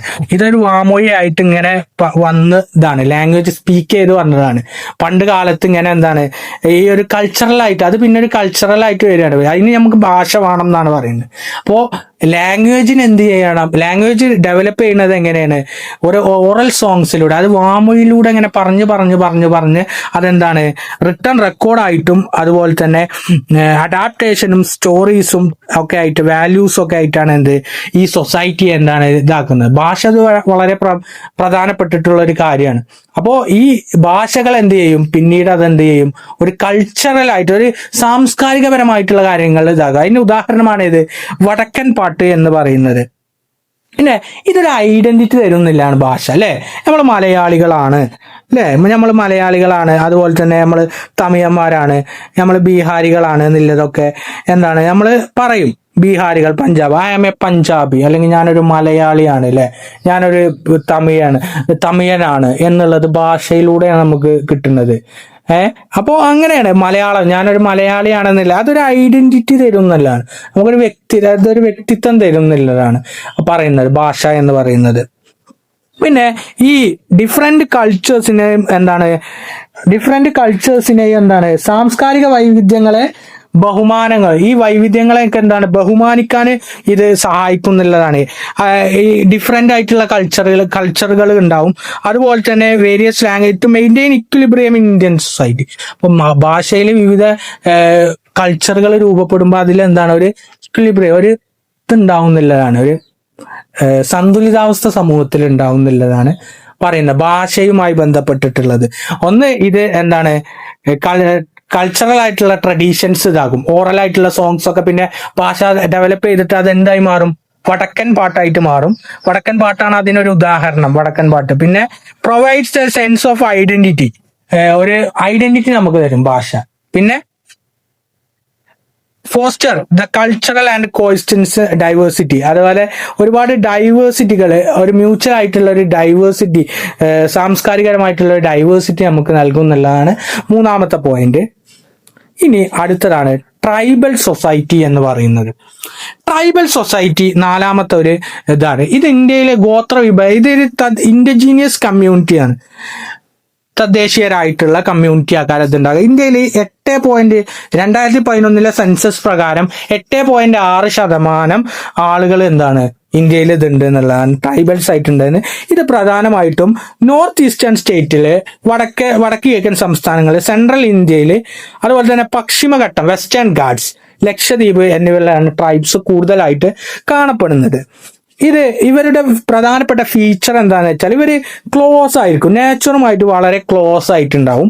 അതുപോലെ തന്നെ ഇവർക്ക് ഡിസ്റ്റിങ് ആയിട്ടുള്ള ഒരു ലാംഗ്വേജും ഇവർക്ക് പ്രത്യേക തരം കസ്റ്റംസും അല്ലെങ്കിൽ എന്താണ് ആചാരങ്ങളും അതുപോലെ തന്നെ ലാംഗ്വേജുകളും ഒക്കെ ഉണ്ടാവും. അതുപോലെ തന്നെ സസ്റ്റൈനബിൾ അഗ്രികൾച്ചറുകൾ ഉണ്ടാവും, ഇവർക്ക് പ്രത്യേകമായിട്ടുള്ള അഗ്രികൾച്ചർ കൃഷി രീതികൾ ഉണ്ടാവും. അതുപോലെ തന്നെ ഇവർ കാട്ടിലാകാനും കൂടുതലായിട്ടുണ്ടാവും. അപ്പോൾ ഒരു ഫോറസ്റ്റ് പ്രൊട്ടക്ട് ചെയ്ത് ജീവിക്കുന്ന ആളുകളാവും ട്രൈബ്സ് എന്ന് പറയുന്നത്. ഇവർ എപ്പോഴും അവരുടേതായിട്ടുള്ള ഒരു ലോകത്താകാരം അവർ ജീവിക്കുക, ട്രൈബ്സ് എന്ന് പറയുന്നത്. ഇവരുടെ പ്രധാനപ്പെട്ട ഇതാണ് എന്ത്, ട്രഡീഷണൽ ട്രൈബൽ കമ്മ്യൂണിറ്റീസിന്റെ ഒരുപാട് അറിവുകൾ ഇവർക്കുണ്ട്. ട്രൈബ്സിന് എന്താണ് അഗ്രികൾച്ചറും അതുപോലെ തന്നെ മെഡിസിൻ ആൻഡ് ബയോഡൈവേഴ്സിറ്റി കൺസർവേഷൻ, ഇതിലൊക്കെ ഇവർക്ക് പരമ്പരാഗതമായിട്ടുള്ള അറിവുകളുണ്ട്. കൃഷിയിലാണ് ഇവർക്ക് കൂടുതലായിട്ടുള്ള അറിവുകളുള്ളത്. മുൻകാലങ്ങളിൽ നിന്ന് കിട്ടി പോകുന്ന അറിവുകൾ അവർ ഇങ്ങനെ ഉപയോഗിക്കുക എന്നുള്ളതുള്ളൂ. അതുപോലെ തന്നെ ഇവർക്ക് എന്താണ് ഒരുപാട് ഫോക്ക് വേസ്, നാടോടി ഇത് മോറൽ ഹിസ്റ്ററീസും ഉണ്ട്, വാമൊഴികളായിട്ടുള്ള ചരിത്രങ്ങളും ഒക്കെ എന്താണ് ഇവരുടെ സാമൂഹികപരമായിട്ടുള്ള കോൺട്രിബ്യൂഷനാണ്, ഇന്ത്യൻ സമൂഹത്തിലുള്ള പ്രധാനപ്പെട്ട കോൺട്രിബ്യൂഷനാണ്. അപ്പോൾ ഇവർക്ക് അഗ്രികൾച്ചറിലും മെഡിസിനിലും ബയോഡൈവേഴ്സിറ്റിയിലും ഒക്കെ എന്താണ് ധാരാളം അറിവുകളുണ്ട്. അതിന് ടെക്സ്റ്റ് ബുക്കിൽ 2 ഉദാഹരണങ്ങൾ നൽകിയിട്ടുണ്ട്. ആരൊക്കെയാണ്? 2 ആളുകളെ പ്രധാനമായിട്ട്, ഇത് 1 വേർഡ് വരും കേട്ടോ. ആരൊക്കെയാണ്? ലക്ഷ്മിക്കുട്ടി അമ്മ. ഈ ഗോത്രവനിത എന്താണ് 2018 ഈ മരുന്നുകളെ കുറിച്ചിട്ട് അറിവിന് ഇന്ത്യയിലെ ഇന്ത്യയിലെ പ്രധാനപ്പെട്ട ഒരു പുരസ്കാരമായ പത്മശ്രീ പുരസ്കാരം കിട്ടിയിട്ടുണ്ട് രാഷ്ട്രപതിയുടെ കയ്യിൽ നിന്ന്. എന്താണ് ലക്ഷ്മിക്കുട്ടി അമ്മയുടെ പ്രത്യേകത എന്താണെന്ന് വെച്ചാൽ ട്രഡീഷണൽ ആയിട്ടുള്ള മെഡിസിനൽ പ്രാക്ടീസിനെ കുറിച്ചിട്ട് കൂടുതൽ അറിവ് ഉണ്ടായിരുന്നു എന്നുള്ളതാണ്. അതുപോലെ തന്നെ ശ്രീ ചെറുവയൽ രാമൻ ഈ വിത്തുകളെ കുറിച്ചിട്ട് കൂടുതൽ അറിവുള്ളത് 2023 ഇദ്ദേഹത്തിന് പത്മശ്രീ ഇട്ടിട്ടുണ്ട്. പ്രധാനപ്പെട്ട 1 വേർഡ് ആയിരിക്കും ഇത്. 2023 നെല്ല് അല്ലെങ്കിൽ വിത്തിനെ കുറിച്ചിട്ട് പഠനം നടത്തിയതിന് അറിവുണ്ടായതിന് പത്മശ്രീ കിട്ടിയ ആരാണ്? ചെറുവയൽ രാമൻ. രണ്ടുപേരും മലയാളികളാണ്. അപ്പോ ഇതൊന്ന് ഓർത്തു വെക്കട്ടോ, കറണ്ട് ആയിട്ടുള്ള കാര്യം തന്നെയാണ്. ഇവർക്ക് ആർട്സ് ആൻഡ് കൾച്ചേഴ്സ് ഉണ്ട്. ടെക്സ്റ്റ് ബുക്കിൽ അതിന്റെ ചിത്രങ്ങളൊക്കെ ഉണ്ട്. വാർലി പെയിന്റിങ്സ് ഉണ്ട്, ട്രൈബൽ ഡാൻസ് ഉണ്ട്. എന്താപ്പോ അതുപോലെ തന്നെ ഈ ഡാൻസുകൾ ട്രൈബ്സിന് പ്രധാനമായിട്ടും അവരുടേതായിട്ടുള്ള ഡാൻസ് ഇതുണ്ട്, അവരുടേതായിട്ടുള്ള ആഘോഷങ്ങളുണ്ട്, അവരുടേതായിട്ടുള്ള മ്യൂസിക്കുകളുണ്ട്.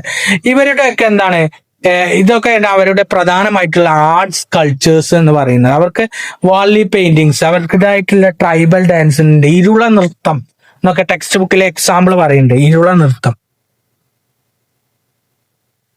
പിന്നെ ഇരുള നൃത്തം, പളിയ നൃത്തം, ഇതൊക്കെ അവരുടെ പ്രധാനപ്പെട്ട ഡാൻസുകളാണ്. അപ്പോ അതാണ് പ്രധാനമായിട്ടും പറയാനുള്ളത്. പിന്നെ ഇവരുടെ സസ്റ്റൈനബിൾ ലൈഫ് എന്ന് പറയുന്നത് സുസ്ഥിര ജീവിതമായിരിക്കും ഇവരെ നയിക്കുക. അവരായത് എക്കോ ഫ്രണ്ട്ലി ആയിട്ടുള്ള ഒരു ജീവിതം, പ്രകൃതിയൊന്നും ഉപദ്രവിക്കാതെ റിസോഴ്സസിനൊക്കെ കൺസേർവ് ചെയ്തിട്ട് എക്കോ ടൂറിസം ഡെവലപ്മെന്റ്. ഇവരുടെ നമ്മളെ മറ്റുള്ളവരുടെ അവരുടെ സാമൂഹികമായിട്ടുള്ള ഇവരുടേതായിട്ടുള്ള പരിസ്ഥിതിയിൽ നിൽക്കുമ്പോൾ അത് സംരക്ഷിച്ചുകൊണ്ടേ അവർ ജീവിക്കുള്ളൂ, ട്രൈബ്സ് എന്ന് പറയുന്നത്.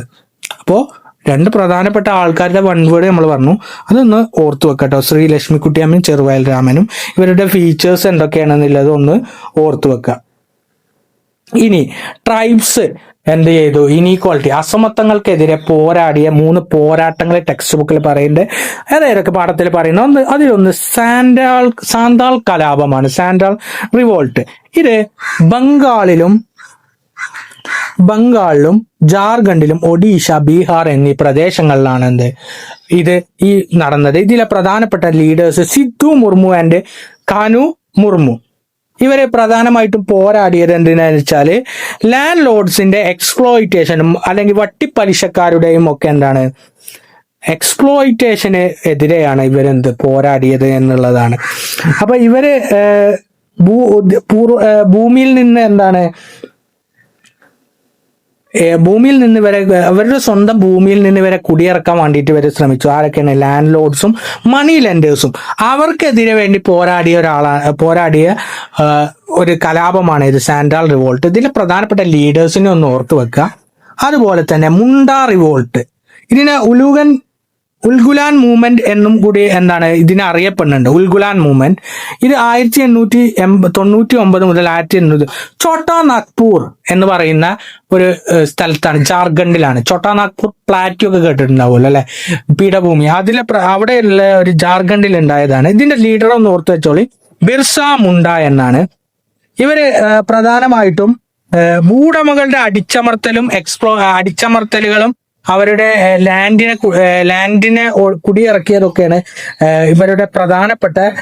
ഭൂവുടമകളുടെ ചൂഷണവും അടിച്ചമർത്തലും ഭൂവുടമസ്ഥന്മേലുള്ള ബ്രിട്ടീഷ് ഇടപെടല്. ബ്രിട്ടീഷുകാർ ഇവിടെ അടിച്ചമർത്തുകയും ഇവരുടെ ഭൂവുടമകളിൽ ഭൂമിയിൽ ഇടപെടുകയും ചെയ്തതോട് കൂടിയിട്ടാണ് ബ്രിട്ടീഷ് മുണ്ട റിവോൾട്ടില് ഇവർ പ്രധാനമായിട്ട് പോരാടിയത് എന്ന് പറയുന്നത്. ഇതിന്റെ ലീഡർ ആരാണ്? ബിർസ മുണ്ട. അടുത്തത് കുറിച്യ കുറുമ്പ റിവോൾട്ട്. ഇവര് വയനാട്ടിലാണ്, ഇത് നമ്മളെ കേരളത്തിലാണ്. ഇതിലെ പ്രധാനപ്പെട്ട ലീഡർ എന്ന് പറയുന്നത് രാമൻ നമ്പി. ആരാണ്? രാമൻ നമ്പി എന്ന് പറയുന്നത്. എക്സസീവ് ടാക്സേഷൻ, ഉയർന്ന നികുതിയാണ് ഇവരുടെ പ്രധാനപ്പെട്ട പ്രശ്നം.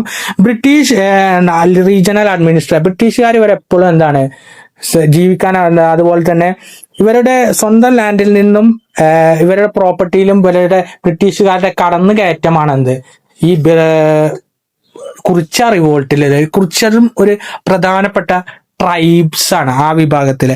അതില് രാമൻ നമ്പി എന്ന് പറയുന്നതാണ് പ്രധാനപ്പെട്ട ലീഡേഴ്സ്. ഇതൊരു ടേബിൾ രൂപത്തില് ആക്കിയാണ്ട് പഠിച്ചാൽ വളരെ സുഖമായിട്ട് ഇത് നിങ്ങൾക്ക് പഠിക്കാം.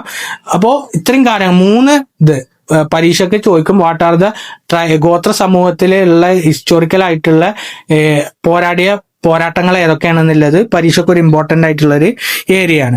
അടുത്തത് 5ാമത്തെ ഫൈനൽ ആയിട്ടുള്ള കാസ്റ്റ് സിസ്റ്റത്തിലെ rural and urban societies. Rural and urban society,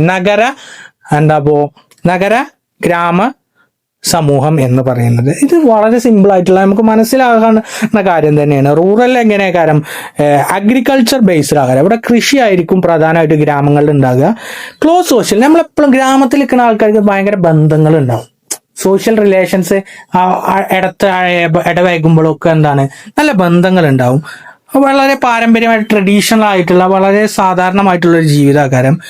വളരെ ലിമിറ്റഡ് ആയിട്ടുള്ള ഫെസിലിറ്റീസ് മാത്രമേ ഇവിടെ ഉണ്ടാവുകയുള്ളൂ. അത് ഒരുപാട് കാര്യങ്ങളൊക്കെ ഉണ്ടാകുന്നു. എന്നാൽ നഗര ജീവിതത്തിൽ ഇതിൽ നേരെ ഓപ്പോസിറ്റ് ആണ്. നമുക്കറിയാം അവിടെ ഇൻഡസ്ട്രി ആൻഡ് സർവീസസ് ആ കാര്യം കൂടുതൽ ഉണ്ടാകുക. ഇവിടെ കൃഷിയാണെങ്കിൽ ഇവിടെ എന്താണ് ഇൻഡസ്ട്രി, അവിടെ ഇൻഡസ്ട്രി അല്ലെങ്കിൽ സേവനം, IT കമ്പനികൾ, അതുപോലെ തന്നെ വലിയ വലിയ ഫാക്ടറികളിൽ അങ്ങനത്തെ കാര്യങ്ങളൊക്കെ എന്തുണ്ടാവുള്ളൂ നഗര ജീവിതത്തിൽ. അതായത് മോഡേൺ ഇൻഫ്രാസ്ട്രക്ചർ ആകാരം, നല്ല അടിസ്ഥാന സൗകര്യങ്ങൾ ഉണ്ടാവും. അവിടെ ഒരു ഫാസ്റ്റ് ആയിട്ടുള്ള ലൈഫ് ആകാരം. ഇവർക്ക് എന്താണ് വീക്കർ സോഷ്യൽ ബോണ്ട്. ഇവര് ഫ്ലാറ്റിലൊക്കെ കാര്യം ജീവിക്കുക. അപ്പൊ ഇവർക്ക് അങ്ങോട്ടും ഇങ്ങോട്ടും തമ്മിലുള്ള ഒരു ബന്ധങ്ങളൊന്നും ഉണ്ടാവില്ല. അങ്ങനെയാണ് നഗര ജീവിതങ്ങൾ ഉണ്ടാകുക. നഗരവും ഗ്രാമവും തമ്മിലുള്ള വ്യത്യാസം എന്ന് പറയുന്നത്. നമുക്ക് ആലോചിക്കുന്ന കാര്യങ്ങൾ തന്നെ ആ ഫീച്ചർ അത്ര പഠിക്കാനൊന്നുമില്ല. നമുക്ക് ലോജിക്കലി തിങ്ക് ചെയ്താൽ തന്നെ നമുക്ക് മനസ്സിലാകാൻ കഴിയും. അപ്പൊ പക്ഷെ ഇവര് ഇന്റർ ഡിപ്പെൻഡ് ചെയ്യേണ്ട അതെങ്ങനെയാണെന്നുള്ളത് ടെക്സ്റ്റ് ബുക്കിൽ ഒരു പ്രധാനമായിട്ടൊരു സംഭവം പറയുന്നുണ്ട്. പഞ്ചാബ്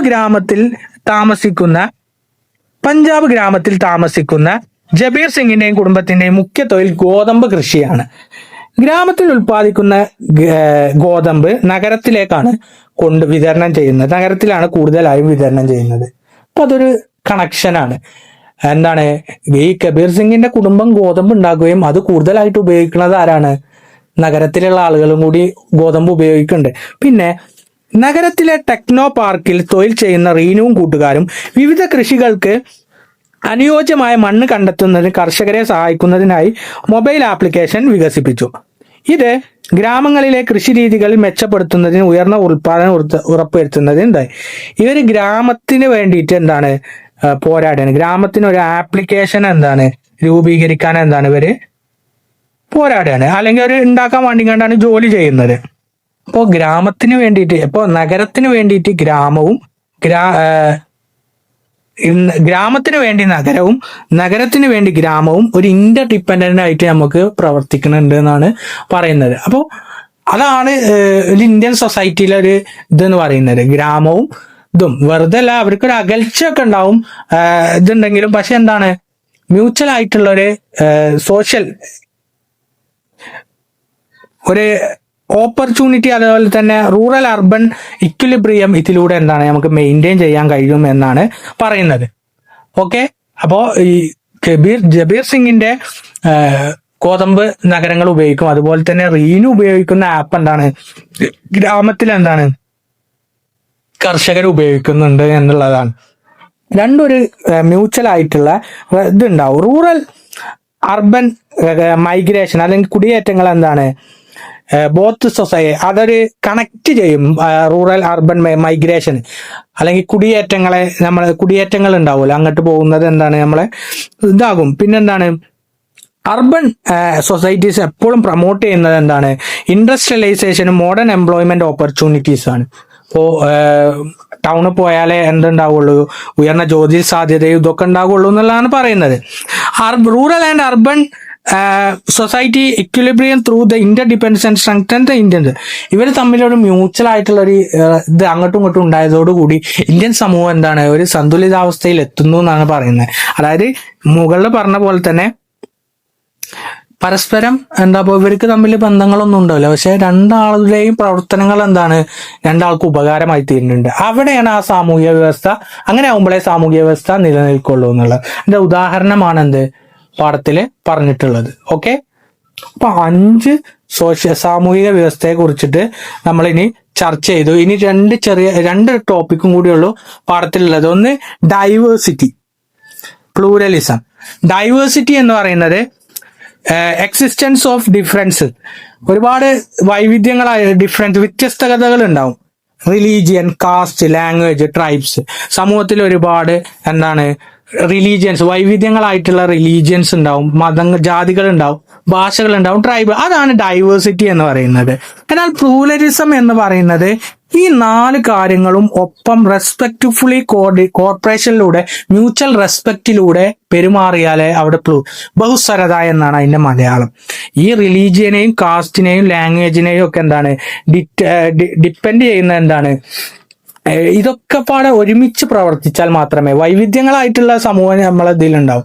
പക്ഷെ റിലീജിയൻ ഈ കാസ്റ്റും ഒക്കെ ഒരുമിച്ച് പ്രവർത്തിച്ച് നല്ല സഹവർത്തിത്വത്തോട് കൂടിയിട്ട് പെരുമാറിയാൽ മാത്രമേ എന്തുണ്ടാവുള്ളൂ അവിടെ ഒരു പ്ലൂറലിസം ഉണ്ട്. ടെക്സ്റ്റ് ബുക്കിൽ അതിനൊരു ഉദാഹരണം പറയുന്നത് ഓർക്കസ്ട്ര എന്ന് പറയുന്ന ഒരു ഇതാണ്. ഓർക്കസ്ട്രയിൽ വിവിധ ഇതുണ്ടാവും, മ്യൂസിക്കൽ ഇൻസ്ട്രുമെന്റ്സ് ഉണ്ടാവും. എന്നാൽ ആ ഓർക്കസ്ട്രയിൽ നിന്ന് വരുന്ന ചിട്ടപ്പെടുത്തിയ ഒരു സംഗീതമായിട്ട് വരുമ്പോഴാണ് അത് ഇതുണ്ടാവുള്ളൂ. ഓർക്കസ്ട്രയിലെ വൈവിധ്യം എന്ന് പറയുന്ന ഡിഫറെന്റ് ഇൻസ്ട്രുമെന്റ്സ് ആണ്. പക്ഷെ ആ ഇൻസ്ട്രുമെന്റ്സ് ഒരുമിച്ച് പ്രവർത്തിച്ചാൽ മാത്രമേ എന്തുണ്ടാവുള്ളൂ അവിടെ ഒരു കോർഡിനേഷൻ, അവിടെ ഒരു ആ സംഗീതത്തിന് ഒരു താളം ഉണ്ടാവുള്ളൂ എന്നാണ് പറയുന്നത്. അപ്പോ pluralism involves a situation where peoples of different social classes, religion, races live together in a society by following their tradition and interest. എല്ലാ സമൂഹത്തിലെ എല്ലാ വിഭാഗങ്ങളും ക്ലാസ്സുകളും മതങ്ങളും ഒരുമിച്ച് പ്രവർത്തിച്ച് ഒരു അണ്ടർസ്റ്റാൻഡിങ്ങിൽ എത്തിയാൽ മാത്രമേ എന്തുണ്ടാവുള്ളൂ ഒരു പ്ലൂറലിസം എന്ന് പറയുന്ന അല്ലെങ്കിൽ ബഹുസ്വരത ഉണ്ടാവുള്ളൂ എന്നുള്ളതാണ് പറയുന്നത്. പ്ലൂറലിസം പ്രൊമോട്ട് ചെയ്യുന്നത് എന്താണ്? കമ്മ്യൂണിക്കേഷൻ ബിറ്റ്വീൻ സോഷ്യൽ ഗ്രൂപ്പ്, അതുപോലെ തന്നെ മ്യൂച്വൽ റെസ്പെക്ട്, ലവ്, ഫ്രണ്ട്ഷിപ്പ്. ഇതാണ് നമ്മളെ പ്ലൂറലിസം. അതായത് എല്ലാവരെയും ഒരുമിച്ച് കൊണ്ടുപോയിട്ട് ഒന്നായിട്ട് നമ്മളെല്ലാവരും ഒന്നാണെന്നില്ല ഒരു ഇതാണെന്ത് പ്ലൂറലിസം, ബഹുസ്വരത എന്ന് പറയുന്നത്. മനസ്സിലായോ? അപ്പോ ഇനി അടുത്തത് നാഷണൽ ഇന്റഗ്രേഷൻ എന്നുള്ളതാണ്. ദേശീയ ഉത്ഗ്രഥനം എന്നാണ് അതിന്റെ മലയാളം എന്ന് പറയുന്നത്. അതായത് ഇന്ത്യയിലെ ബാക്ക്ഗ്രൗണ്ട് റീജിയൻസും ലാംഗ്വേജും റിലീജിയൻ കൾച്ചറിനെയും ഒക്കെ ഒന്നിച്ചാക്കിയിട്ട് ഒരൊറ്റ രാജ്യം എന്ന ഒരു നാഷണൽ ഐഡന്റിറ്റി ഉണ്ടാക്കിയെടുക്കുക എന്നുള്ളതാണ് നാഷണൽ ഇന്റഗ്രേഷന്റെ പ്രധാനപ്പെട്ട സവിശേഷത എന്ന് പറയുന്നത്. ഒറ്റ ഹാർമോണിയസ് സ്റ്റേറ്റ് ആയിട്ട് ഒന്നിച്ച് ഇതാക്കിയിട്ട് ഒറ്റ രാജ്യമായിട്ട് കെട്ടിപ്പടുക്കുന്നതിനെയാണ് നാഷണൽ ഇന്റഗ്രേഷൻ എന്ന് പറയുന്നത്. അപ്പോൾ ഇതിന്റെ പ്രധാനപ്പെട്ട ഫീച്ചേഴ്സ് കൂടി ഫീച്ചേഴ്സ് ആണ് പരീക്ഷയ്ക്ക് ചോദിക്കുക. നർച്ചേഴ്സ് യൂണിറ്റി ഇൻ ഡൈവേഴ്സിറ്റി, നാനാത്വത്തിൽ ഏകത്വം വികസിപ്പിക്കുക എന്നുള്ളതാണ്. ഒരു ഏകത്വ മനോഭാവം, അല്ലെങ്കിൽ ഒറ്റ വിഭാഗം മാത്രമേ ഞങ്ങളുള്ളൂ, ഞങ്ങളെല്ലാവരും ഒന്നാണെന്നുള്ളത്. അതുപോലെ തന്നെ സോഷ്യൽ യൂണിറ്റി, സാമൂഹിക ഐക്യം നിലനിർത്തുക എന്നുള്ളതാണ്. അതുപോലെ തന്നെ national identity, we are Indians, അതായത് നമ്മളൊരു നാഷൻ ആണെന്നുള്ള ഒരു ഐഡന്റിറ്റി ഉണ്ടാകുക. അതുപോലെ തന്നെ സാമൂഹിക വികസനം അല്ലെങ്കിൽ സോഷ്യൽ ഡെവലപ്മെന്റ് ആണ്. Encourages social development. Strengthen the democratic governance, ജനാധിപത്യമായ ഭരണക്രമത്തെ ശക്തിപ്പെടുത്തുക. അതായത് ജനാധിപത്യത്തിൽ നിൽക്കുന്ന ഒരുപാട് വ്യവസ്ഥകൾ ഉണ്ടാവും, അതിനെ ശക്തിപ്പെടുത്തുക എന്നുള്ളതാണ്. അതുപോലെ തന്നെ ബഹുസ്വരതയ്ക്ക് ഒരുപാട് വെല്ലുവിളികളുണ്ട്. ആ ബഹുസ്വരതയ്ക്കുള്ള വെല്ലുവിളി നമ്മൾ ഒന്നാണെന്നില്ല ആ ഒരു തീം എല്ലായിടത്തും എത്തിച്ചാൽ ഈ ബഹുസ്വരതയിലേക്ക് ഉള്ള വെല്ലുവിളികളെ നമുക്ക് ഓവർകം ചെയ്യാൻ പറ്റും എന്നുള്ളതാണ് ഈ ഫീച്ചേഴ്സ്, നാഷണൽ ഇന്റഗ്രേഷന്റെ പ്രധാനപ്പെട്ട സവിശേഷതകൾ. Unity in diversity, social unity, സാമൂഹിക ഐക്യം ഉണ്ടാവും, നാഷണൽ ഐഡന്റിറ്റി ഉണ്ടാവും, അതുപോലെ തന്നെ സോഷ്യൽ ഒരു സാമൂഹിക വികസനം നമുക്ക് ഉണ്ടാകാൻ പറ്റും, ഡെമോക്രാറ്റിക് ഗവേണൻസ്, അതുപോലെ തന്നെ പ്ലൂറലിസത്തിനെ നമുക്ക് ചാലഞ്ച് ചെയ്യാൻ കഴിയും എന്നുള്ളതാണ് നാഷണൽ ഇന്റഗ്രേഷന്റെ ഫീച്ചേഴ്സ്. ഇത്രയും ഉള്ളൂ ഈ പാഠത്തിലെ പ്രധാനപ്പെട്ട ഫീച്ചേഴ്സ്, പ്രധാനപ്പെട്ട കാര്യങ്ങളും. ചെറിയൊരു പാഠമാണ്, ഒരുപാട് വൺ വേർഡുകൾ വരാൻ സാധ്യതയുണ്ട്. എന്നാലും നല്ലവണ്ണം പഠിക്കുക, ഷോർട്ട് നോട്ടായിട്ട് ഈ നോട്ടായിട്ട് പഠിക്കുക.